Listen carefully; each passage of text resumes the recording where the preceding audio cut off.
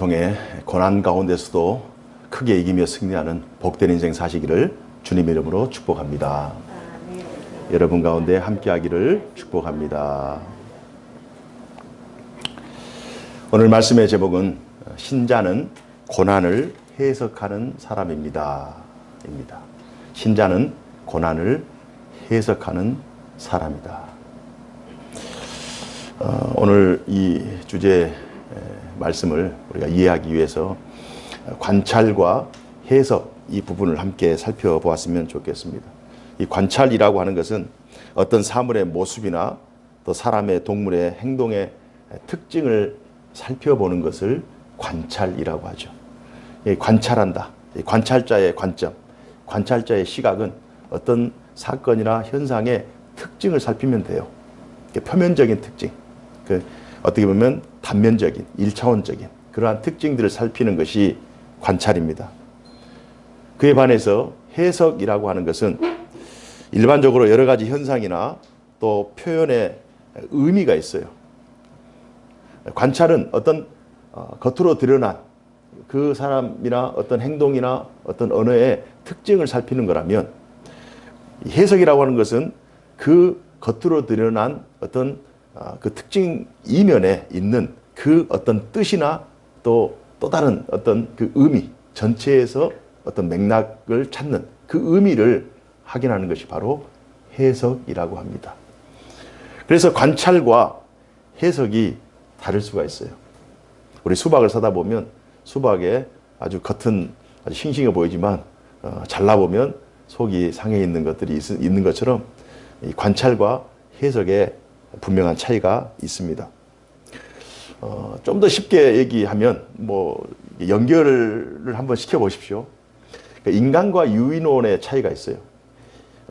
유인원은 이제 우리가 알고 있는 고릴라, 침팬치 이런 것들이잖아요. 이런 동물들, 이 동물들은 모두 인생의 출발점, 자신이 태어나서 그 출발점에서 평생 이제 살아가죠. 그리고 나서 자식을 낳잖아요. 그 자식은 또다시 그 어미가 출발했던 그 출발점에서 다시 시작합니다. 그렇기 때문에 발전이 없어요. 늘 그 유인원들의 인생은 그 지역에서 고립되어 있거나 혹은 그 지역의 특성에 따라서 그 유인원들도 지혜가 있고 또 경험도 있고 학습을 합니다. 능력이 있어요. 그러나 그럼에도 불구하고 자신들의 인생의 출발점에서 부모가 출발했던 그 선상에서 다시 출발하고 다시 출발하고 다시 출발하기 때문에 발전이 없습니다. 그러나 우리 인간들은, 우리의 인간의 출발은 다른 사람의 끝자리에서 출발해요. 부모님 세대의 끝자리에서 다음 자녀들이 출발하고 우리의 자녀들은 우리의 인생의 끝자락에서 출발하기 때문에 우리 인간들은 늘 발전할 수 있는 거죠. 그리고 소통하고 또 융합하고, 그래서 우리의 경험과 우리의 지식을 다각도에서 융합해서 발전시키는 그러한 능력이 인간에게 있기 때문에 어떻게 보면 유인원이 신체적으로 우리보다 힘도 크고 또 어떤 면에서는 우리보다 유연하고 어떤 면에서 우리보다 빠르고 어떤 면에서 우리보다 강한 부분이 있지만, 그러나 우리 인간을 초월하지 못하는 것은 이런 학습의 능력, 또 유감의 능력, 소통의 능력이 부족하기 때문입니다. 관찰이라고 하는 것은 눈에 보이는 피상적인, 표층적인 면을, 특징을 살피는 것이 관찰이에요. 마치 유인원이 자신들의 삶을 한 세대에 끝내버리는, 다시 반복적으로 그 자리에서 계속 반복적인 그러한 삶을 하는 것처럼 어떤 특징이 제한되는 것을 관찰이라고 그래요. 그러니까 해석이라고 하는 것은 마치 사람들이 다각적인 관점에서 모든 인간들의 경험과 또 모든 인간들의 지식을 한자리에 융합해서 더 큰 문명 혹은 더 큰 지식을 얻는 것처럼 이런 다층적인 또는 다각적인 그러한 학습을 하는 것이 바로 해석이라고 우리가 이해하고 오늘 우리가 본문을 살폈으면 좋겠습니다. 성경을 읽을 때에도, 사건을 대할 때에도 관찰자의 관점과 해석자의 관점이 다를 수 있어요. 제가 4가지의 예를 한번 들어볼게요. 욥의 고난을 우리가 성경을 통해서 읽어냅니다. 그러면 그 욥의 고난을 관찰자의 입장과 해석자의 입장이 다를 수 있다는 거예요. 욥의 친구들 같은 경우 욥의 친구들 같은 경우 관찰자의 입장에서 욥의 고난은 인과율이다. 다시 말해 욥이 당하는 지금의 고난은 과거에 그가 잘못했거나 죄를 지었기 때문에 죄의 결과로 하나님께서 내려진 심판이다. 이런 어찌 보면 욥이 당하는 그 고난의 특징, 그 결과만을 가지고 얘기하는 거예요. 관찰하는 거죠. 그러나 하나님께서 욥에게 고난을 주시는 것은 욥이 잘못해서 준 것이 아닙니다. 그 고난을 통해서 욥을 더욱더 성장시키고 성숙시키기 위한 그 고난의 과정이라는 거예요. 그 성숙의 과정이 곧 고난이라는 거예요. 그래서 이런 해석자의 이 관찰자의 입장에서 고난 그러면 너무 쓰고 너무 아프고 너무 고통스럽지만, 그러나 이 고난을 해석하는 하나님의 관점에서 고난을 해석할 수 있는 능력이 있으면 지금 당장 나에게 당하는 이 고난, 만약 관찰자의 입장이라면 너무 힘들고 너무 어렵겠지만, 그러나 해석하는 해석자의 그 관점을 가지고 지금 나에게 주어진 고난 또는 가장 가까운 사람들에게 닥친 이 고난을 우리가 하나님의 관점으로 해석할 수 있다면 이 고난은 하나님께서 분명히 이 고난을 통해서 이루시고자 원하시는 하나님의 특별한 의도와 계획과 뜻이 있다라고 하면서 고난의 크기가 오히려 축복의 크기가 될 수 있다. 고난은 성장과 성숙의 과정이다라고 이해할 수 있는 거죠. 그래서 해석과 또 이 관찰의 차이가 극명하게 드러나는 것입니다. 룻과 보아스의 경우도 마찬가지예요.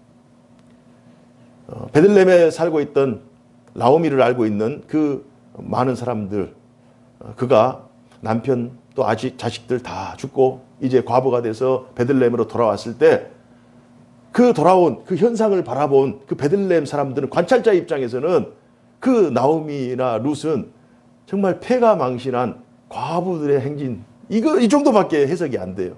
그러나 그럼에도 불구하고 하나님께서 이 나오미와 룻, 또 특히 보아스를 통해서 보아스의 그 해석의 관점은 이 룻의 삶을 통해서 어머니 라합을 발견한 거예요. 이방 여인 라합이 여리고성이 무너졌을 때 유일하게 하나님을 선택함으로 그 가정이 구원받고 하나님의 놀라운 축복을 누렸던 그 놀라운 역사를 어머니 라합의 인생을 룻의 인생에서 발견한 것입니다. 그러면서 특별한 하나님의 계획과 섭리가 룻의 가정에 있다라고 하는 이 사실을 보아스가 깨닫게 된 거예요. 그래서 관찰과 해석의 차이가 굉장히 중요합니다. 다윗 왕이 아기스 왕, 블레셋의 아기스 왕 앞에서 미친 척을 하죠. 그러면 이 지금 그 아기스 입장에서, 관찰자 입장에서 전에 다윗은 굉장히 경계의 대상이었던 적군의 장수였잖아요. 그러나 지금 침 흘리고 있고 미친 척하고 있는 이 다윗의 모습을 보면 이 아기스 왕 앞에서 다윗의 모습은 그냥 전에는 잘 나갔는데 지금은 미친놈이에요. 이 정도밖에 해석이 안 돼요. 그러나 그럼에도 불구하고 이 성경을 읽는 이 독자 혹은 구속사적인 관점에서 이 다윗의 행동은 단순히 자기의 생명을 부지하기 위한 행동이 아니라 하나님께서 벌써 두 번의 기름 부음이 있잖아요. 한 번의 기름 부음이 있잖아요. 그럼 왕이라고 하는 이 기름 부음을 받은 이 다윗의 입장에서는 하나님께서 나를 향한 특별한 계획이 있다라고 하는, 그래서 이 위기를 모면해야 되겠다라고 하는 자기 자신의 입장이 아니라 하나님과의 관계 속에서 나의 인생이 얼마나 귀한 것인가, 이 부분에 대한 의미를 발견하고 있기 때문에 그가 자신의 인생에 대해서 전혀 굴종적이거나 혹은 비겁하거나 이런 생각을 하지 않습니다. 어떤 사건이나 어떤 상황 속에서 단순히 관찰자의 입장에서는 그 사건과 그 고난의 이면을 우리가 충분히 이해하지 못하기 때문에 엉뚱한 결과를 야기시킬 수밖에 없어요. 그래서 우리가 어떤 사건에 대한 정확한 해석, 이 해석 능력이 우리에게 중요합니다. 바울의 회심의 경우를 한번 우리가 생각해 봅시다. 바울은 유대교에 있어서 유대교인들이 굉장히 인정하고 신망을 하는 그런 아주 출세 가도를 달릴 만한 유망한 그런 젊은이였어요. 학식도 있고 또 문벌도 있고 또 가문도 좋고. 그래서 이 바울이 이제 회심했을 때 유대인들의 눈에 비친 바울은 전에는 유대교에 충성했다가 지금은 유대교회를 배교한 배교자의 한 사람, 이 정도로 관찰합니다. 그러나 그럼에도 불구하고 하나님의 관점에서 바울의 삶은 이방 백성들을 하나님께로 인도할 하나님의 일꾼이라고 하는 그러한 관점으로 해석이 되는 거예요. 자, 네 가지를 제가 설명을 드렸습니다. 욥의 고난의 경우, 또 룻과 보아스의 관계를 통해서, 또 다윗이 아기스 왕 앞에서 또 그런 모습, 그리고 더 나아가서 이제 바울이 회심하는 그 과정 속에 관찰자의 입장에서 볼 것인가, 아니면 그 사건과 정황을 어떻게 하나님 관점에서, 구속사의 관점에서 해석할 것인가. 그래서 이 관찰자의 눈에 보이는 이 사건 사고들의 그 특징과 해석자의 관점에서 바라볼 수 있는 이 내용이 첨예하게 다르기 때문에 우리가 가지고 있어야 될 능력은 해석자의 능력이라고. 해석자의 능력.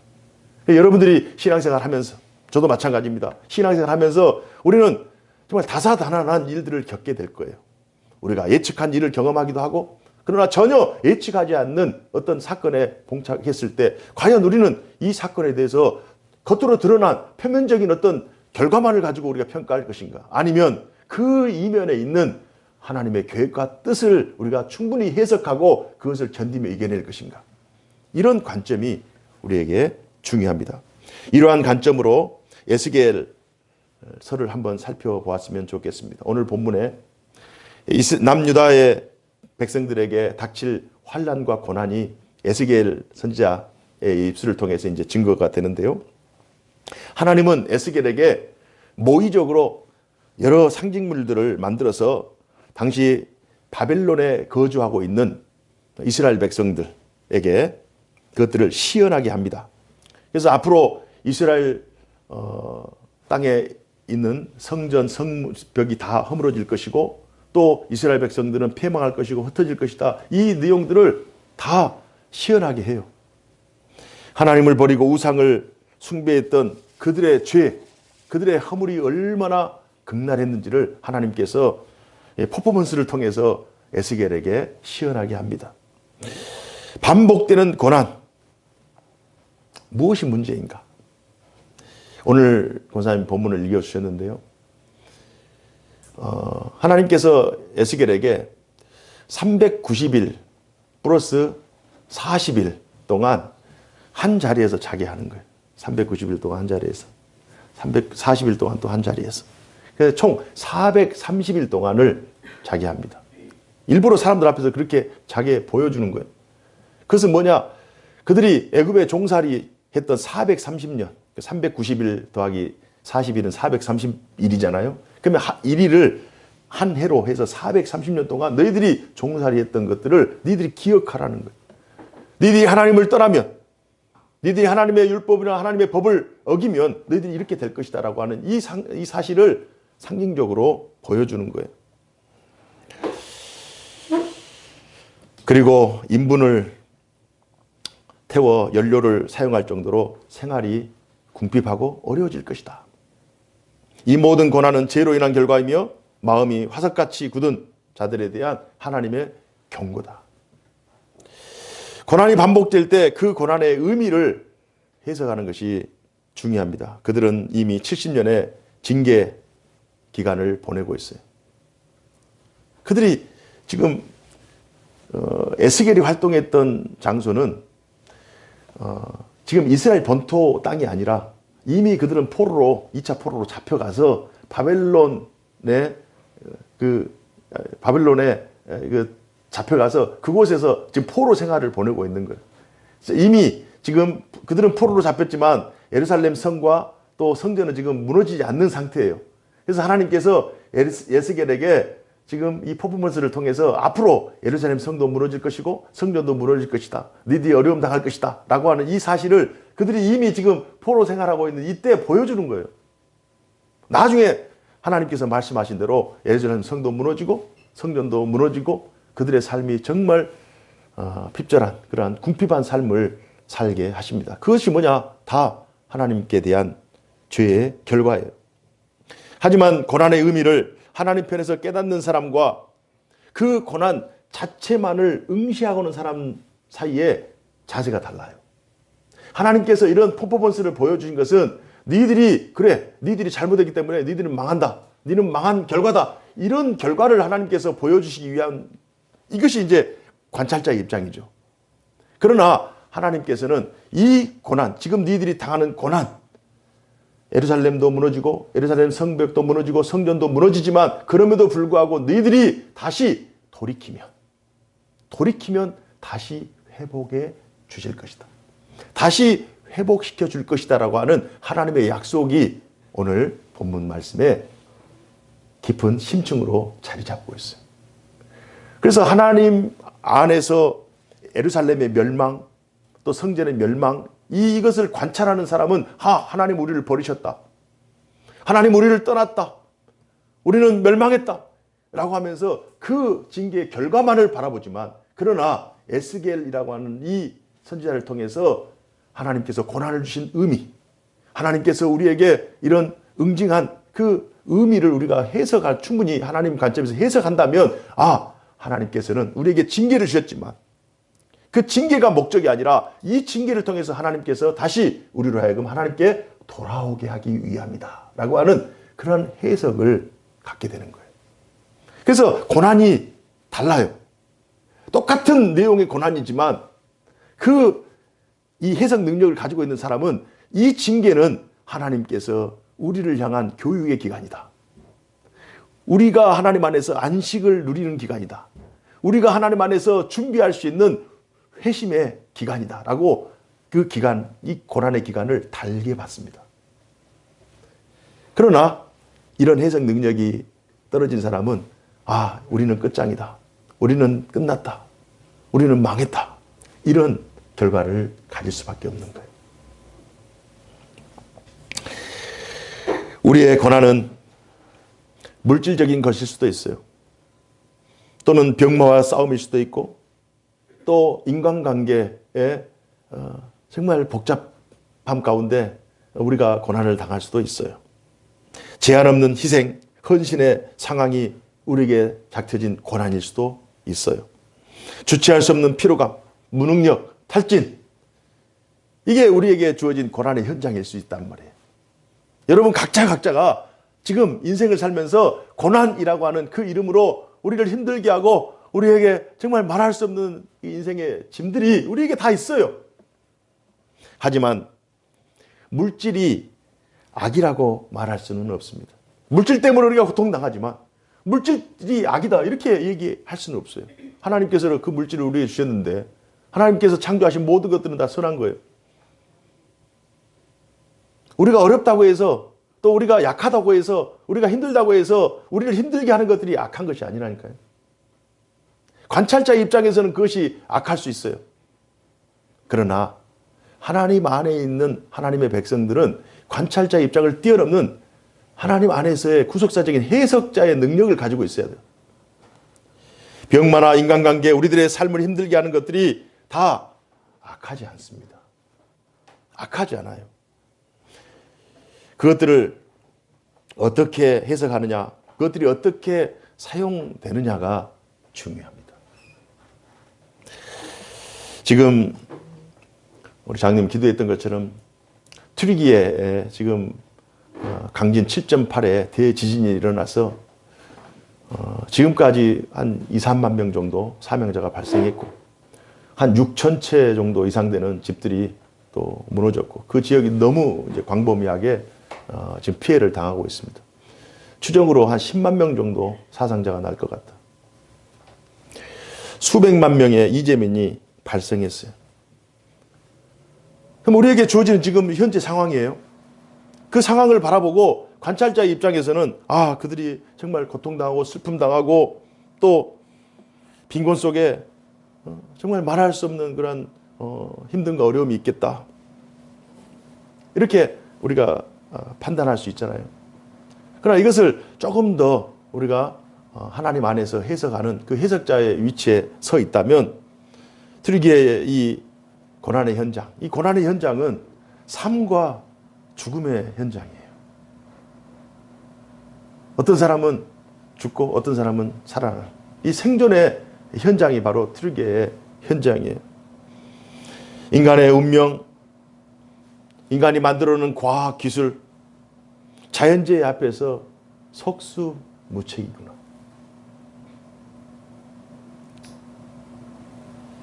만물을 창조하신 하나님께서 한번 흔드시면 인간이 세워놓은 그 어떤 것도 존재할 수 없다. 하나님 앞에서 이런 큰 재난을 통해서 우리는 겸손을 다시 다짐해야 됩니다. 하나님 앞에서 겸손을 다져. 트리기에뿐만 아니에요. 우리가 쌓아놓은, 평생 우리가 이룩해 놓은, 평생 우리가 헌신해 놓은, 평생 우리가 쌓아놓은 모든 것들이 한순간에 다 넘어질 수 있어요. 그래서 우리는 늘 겸손해야 돼요. 그 땅에만 일어나는 일이 아니라 우리에게도 일어날 수 있는 것이고 우리 자신들에게도 일어날 수 있는 일이에요. 그래서 우리는 늘 겸손해야 돼요. 언제 닥칠지 모르는 끝을 준비하는 지혜자로 살아야 돼요. 아, 나에게도 끝이 있을 수 있겠구나. 지금 멀쩡하게 살았던 사람들이 갑자기 생과 사, 이 갈림길에 서서 어떤 사람은 살고 어떤 사람은 죽는, 이거 일어나지 않아야 될 일들이 좀 일어나서 지금 우리 전 세계를 좀 경악시키고 있잖아요. 그럼 저 일이 나에게도 일어날 수 있는 것이고 어느 날 내가 갑자기, 어느 순간 갑자기 내가 끝을 맞이할 수도 있겠구나. 그러면 내가 끝도 없이 끝을 모르는 그러한 상태 속에서 내 인생이 영원하리라 이렇게 생각했던 나의 인생을 한번 되돌아봐야 돼. 끝을 준비하는 지혜자, 지혜를 발휘하면서 늘 인생을 순간순간 최선을 다해서 살아내야 돼. 내가 저런 극한의 어려움, 슬픔, 고통에 처할 때 과연 나의 소망이 무엇일까? 지금 입장을 바꿔놓고 우리 집이 다 무너졌다고 생각해 보세요. 삶의 터전이 다 무너졌다고 생각해 보세요. 사랑하는 사람들이 죽었다고 생각해 보세요. 그러면 이런 절박한 상황 속에서 과연 나를 일으킬 수 있는 소망이 과연 무엇일까? 그러면서 나의 인생을 한번 해석해 보자는 거예요.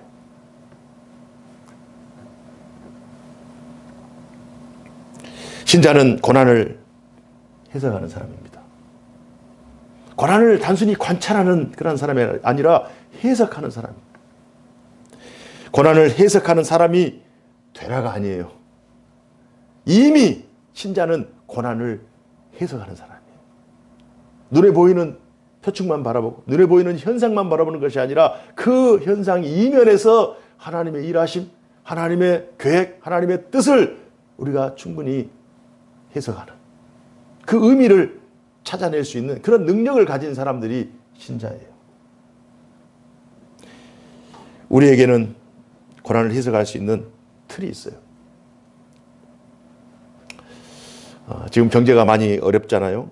주택도 가격이나 금리나 물가 지수를 발표할 때 근거 자료, 데이터들이 다 있어요.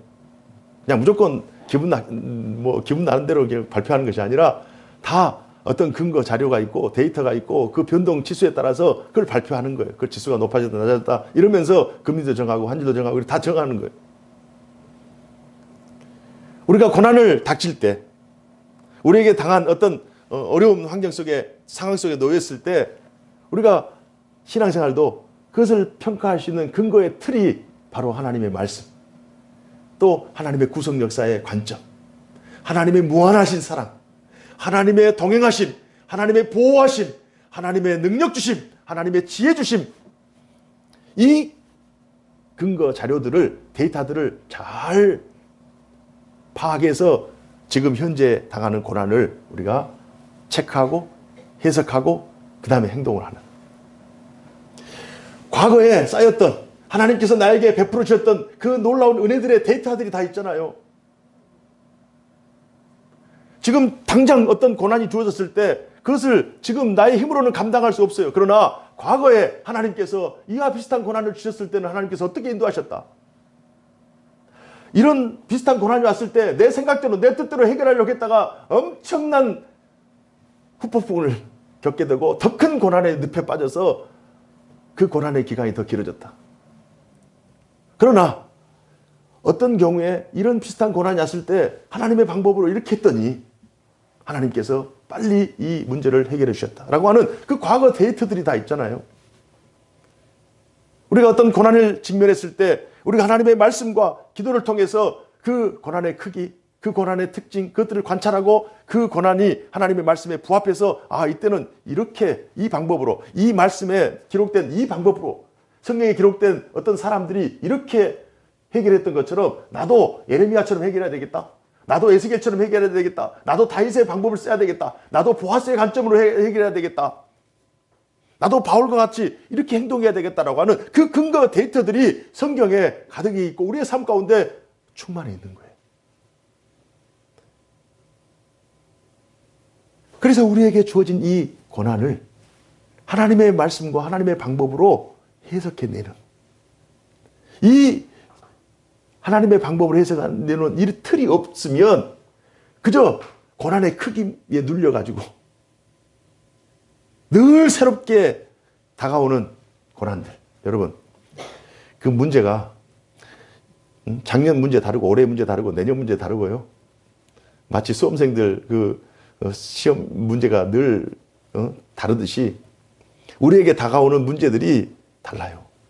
20년 전의 문제, 10년 전의 문제, 5년 전의 문제, 현재의 문제, 10년 후의 문제, 다 다양한 문제들이 오는데 그 문제만 관찰해서는 우리는 해결할 수 있는 능력이 없어요. 그 문제의 다양성만큼 우리는 정말 협소해질 수밖에 없고 그 문제의 크기만큼 우리는 그 문제에 눌려서 쓰러질 수밖에 없는 거예요. 그래서 문제라고 하는 것을 통으로 보고 문제가 우리에게 다가올 때 그 문제를 관찰하는 다양하구나. 이 문제는 이렇게 하구나. 이 문제는 이렇게 뾰족하구나. 이 문제는 이렇게 뭉직하구나. 이 문제 이렇게 강하구나. 이 문제의 다름과 차이를 평가하고 관찰하는 것이 아니라 이 문제가 우리에게 주어졌을 때 문제가 다가왔을 때 하나님께서는 항상 나를 도우시는 분이시다. 하나님은 반드시 이 문제도 이겨낼 수 있는 지혜를 주실 것이다. 돕는 손길을 주실 것이다. 어떤 선한 방법을 여실 것이다. 하나님께서 분명 하나님의 때에 하나님의 방법으로 역사하실 것이다 라고 하는 어떤 근거를 가지고 과거의 근거를 끌고 오고 성경의 근거를 끌어와서 그걸 근거를 통해서 하나님 앞에 엎드리고 기도하고 그 문제를 직면해 나가면 그 문제의 다양성은 제치하고 우리는 충분히 그 문제를 넉넉히 이기며 승리할 줄로 믿습니다. 현재 선행을 하고 희생을 했는데도 사람들의 비난을 받고 현재 내가 노력하고 힘쓰고 애쓰는데도 그 문제가 아직까지 풀리지 않을 때 여러분 절대로 좌절하거나 실망하지 마십시오. 절대로 좌절하거나 실망하지 마십시오. 이 문제에 있어서 좌절하거나 실망한 사람은 관찰자의 입장에 있는 사람. 그러나 해석자의 입장에 있는 사람은 결코 하나님께서 우리를 택하셨는데 아들의 핏값을 대신 지불하고 우리를 사셨는데 우리를 죄악에 빠져있는 우리를 구속하셔서 하나님의 자녀와 백성으로 삼으셨는데 하나님께서 세상살이 하다가 그 문제들 내내서 우리를 넘어뜨리고 우리가 망해지는 인생을 하나님께서 보시겠느냐? 절대 그렇지 않습니다. 그건 해석 능력이 부족한 사람들이 가진 결과예요. 관찰자의 입장이에요. 어떤 문제가 우리에게 주어졌을 때 그 문제는 하나님께서 반드시 해결했을 것이다. 하나님께서 반드시 이기에 역사하실 것이다 라고 확신 있는 사람, 이것이 바로 해석자예요. 묵묵히 이겨내십시오. 하나님께서 반드시 승리하게 하실 줄로 믿습니다. 신자의 고난 이면에는 하나님의 특별한 섭리가 있어요. 물론 우리가 죄를 범했다 회개해야 돼요. 그러나 죄를 범하지 않았음에도 불구하고 우리에게 상상할 수 없는 고난이 닥쳤을 때 하나님께서는 특별한 계획과 뜻과 섭리를 통해서 우리를 더욱더 단련시키시고 우리를 훈련시키셔서 우리로 하여금 더 큰 은혜와 복을 누리게 하기 위한 하나님의 축복의 과정이다.